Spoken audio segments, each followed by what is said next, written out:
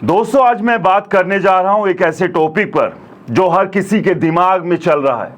आपने सुना होगा, गोल्ड की कीमतें आसमान पर है, लेकिन क्या ये रैली आगे भी जारी रहेगी या फिर जैसा कि कुछ एनालिस्ट कह रहे हैं, गोल्ड की कीमतें 30 से 40% तक गिर सकती है। दोस्तों, पिछले एक साल में गोल्ड ने कमाल कर दिया। एक साल पहले गोल्ड की कीमतें थी करीब 75,000 रुपए प्रति 10 ग्राम और अब ये 1 लाख रुपए के आसपास पहुंच चुकी है, यानी 33% की ग्रोथ। अगर इसकी निफ्टी 50 से तुलना करें तो निफ्टी ने इसी दौरान सिर्फ 7 से 8% का रिटर्न दिया। और चौंकाने वाली बात यह है, पिछले 25 सालों में गोल्ड ने 13.19% का कंपाउंडेड सालाना रिटर्न दिया है। यानी अगर आपने 25 साल पहले पैसा लगाया होता तो आपका पैसा 22 गुना बढ़ गया होता या फिर बढ़ गया है जिन्होंने लगाया था। इतना ही नहीं, गोल्ड में निवेश का क्रेज भी बढ़ रहा है। पिछले 5 सालों में गोल्ड ETF का मार्केट गुना बड़ा हो चुका है। लोग अपने पोर्टफोलियो में गोल्ड को और ज्यादा जगह दे रहे हैं। लेकिन सवाल यह है, क्या यह सही वक्त है गोल्ड में निवेश करने का या फिर हमें सावधान रहने की जरूरत है? अब आप सोच रहे होंगे, भाई साहब, गोल्ड की कीमतें तो हर साल शादी के सीजन में थोड़ा बहुत बढ़ती है, लेकिन इस बार तो हद हो गई। तो चलिए असली वजह समझते हैं। यह सिर्फ शादी ब्याह का खेल नहीं, गोल्ड की कीमतें इंटरनेशनल मार्केट में तय होती है और इसके पीछे कई बड़े कारण हैं। जैसे पहला, सेंट्रल बैंकों की खरीदारी। दुनिया भर के सेंट्रल बैंक जैसे RBI, चाइना का सेंट्रल बैंक पिछले साल 1000 टन से ज्यादा गोल्ड खरीद चुके हैं। टॉप खरीदार हैं पोलैंड, चाइना, इंडिया और छोटे देश जैसे तुर्की, कजाकिस्तान। ऐसा क्यों? क्योंकि कई देश अब US डॉलर के भरोसे कम रहना चाहते हैं, खासकर तब से जब चाइना US ट्रेड वॉर और टैरिफ वॉर शुरू हुआ। वो अपने डॉलर रिजर्व बेचकर गोल्ड में निवेश कर रहे हैं। गोल्ड को सेफ माना जाता है, यानी मुश्किल वक्त में सबसे भरोसेमंद। दूसरा, प्राइवेट इन्वेस्टमेंट।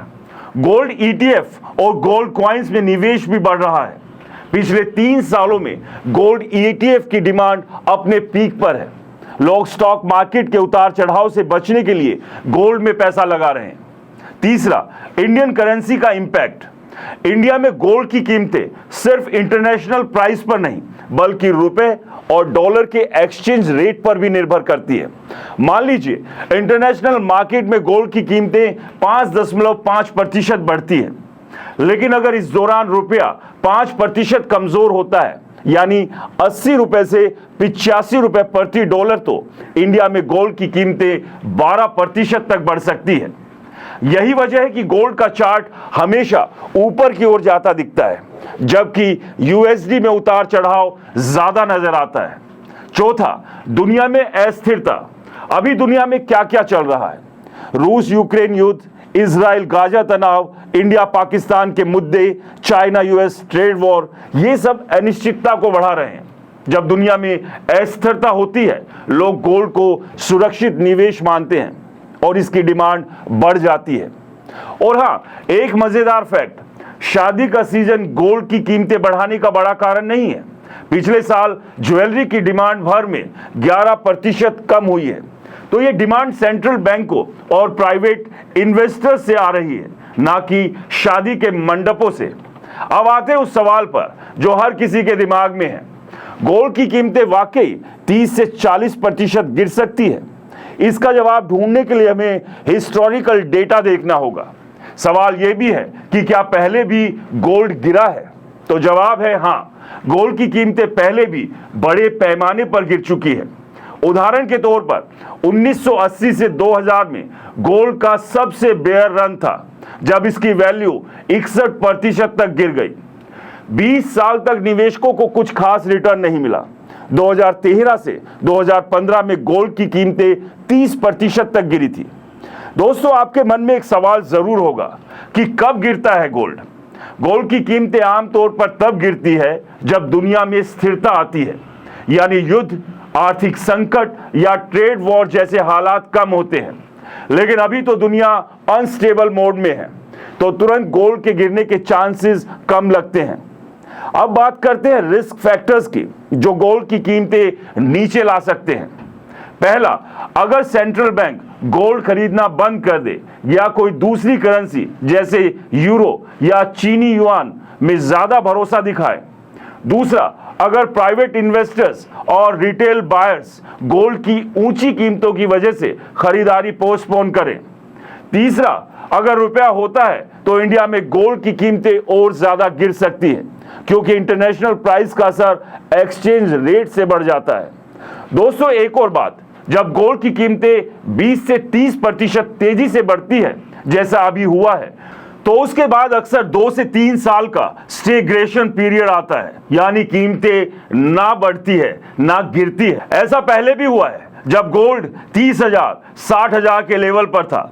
इंडिया में गोल्ड का महत्व सिर्फ निवेश तक सीमित नहीं है, यह हमारी संस्कृति का हिस्सा है।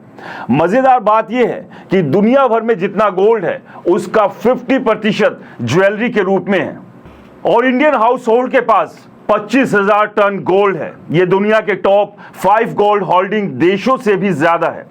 तमिलनाडु अकेले इंडिया के 28% गोल्ड को होल्ड करता है। यही वजह है कि ज्यादातर ज्वेलरी और गोल्ड लोन की कंपनियां साउथ इंडिया से आती है। अब सबसे बड़ा सवाल, गोल्ड में पैसा लगाएं या नहीं। यहां कुछ टिप्स है। पहला, डाइवर्सिफिकेशन जरूरी है।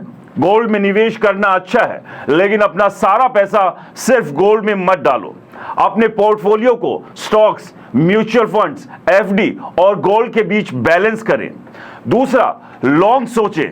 गोल्ड में 10-15 साल का नजरिया रखें। 1-2 साल की टेंडिंग या शादी के लिए सोचकर गोल्ड ना खरीदें, वरना नुकसान हो सकता है। तीसरा, रुझानों पर नजर रखें। सेंट्रल बैंकों की गोल्ड खरीदारी का डेटा चेक करें। वर्ल्ड गोल्ड काउंसिल की वेबसाइट पर यह मिलता है। गोल्ड ईटीएफ की डिमांड देखें। रिटेल बायर्स क्या कर रहे हैं उस पर ध्यान दें। चौथा, 30 से 40% गिरावट का डर। अभी दुनिया में इतनी अस्थिरता है कि गोल्ड की कीमतें तुरंत गिरने की संभावना कम है, लेकिन अगर दुनिया स्थिर होती है तो कीमतें गिर सकती है, इसलिए सावधानी बरतें। पांचवा, गोल्ड ईटीएफ या डिजिटल गोल्ड। अगर आप फिजिकल गोल्ड यानी कि ज्वेलरी और कॉइन्स नहीं खरीदना चाहते हैं तो गोल्ड या डिजिटल गोल्ड में निवेश करें। यह आसान और सुरक्षित है। दोस्तों, दुनिया में कुल 2 लाख मैट्रिक टन गोल्ड है। इसमें से 17 से 18% सेंट्रल बैंकों के पास है, 20% प्राइवेट इन्वेस्टर्स के पास है, 7 से 8% इंडस्ट्रियल यूज में और 50% ज्वेलरी में है। वर्ल्ड गोल्ड काउंसिल की एक सर्वे के मुताबिक 71% सेंट्रल बैंक अगले 12 महीनों में अपनी गोल्ड होल्डिंग्स को तो वैसे ही रखेंगे या कम करेंगे, लेकिन अगर दुनिया में अस्थिरता तो वो फिर से गोल्ड खरीद सकते हैं। दोस्तों, गोल्ड की कीमतें शादी के सीजन की वजह से नहीं, बल्कि सेंट्रल बैंक को प्राइवेट इन्वेस्टमेंट और करेंसी एक्सचेंज रेट की वजह से बढ़ रही है। ये रैली कब तक चलेगी, ये दुनिया की स्थिरता और डिमांड और सप्लाई पर निर्भर करता है। लेकिन एक बात पक्की है, गोल्ड लॉन्ग टर्म में हमेशा सेफ इन्वेस्टमेंट रहा है।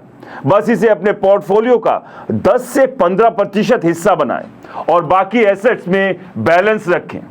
तो आप गोल्ड में निवेश करने के बारे में क्या सोचते हैं, कमेंट में जरूर बताएं। और अगर आपको ये एक्सप्लेनर पसंद आया तो अपने दोस्तों के साथ शेयर करें। मिलते हैं अगली बार, तब तक चमकते रहो गोल्ड की तरह। नमस्कार।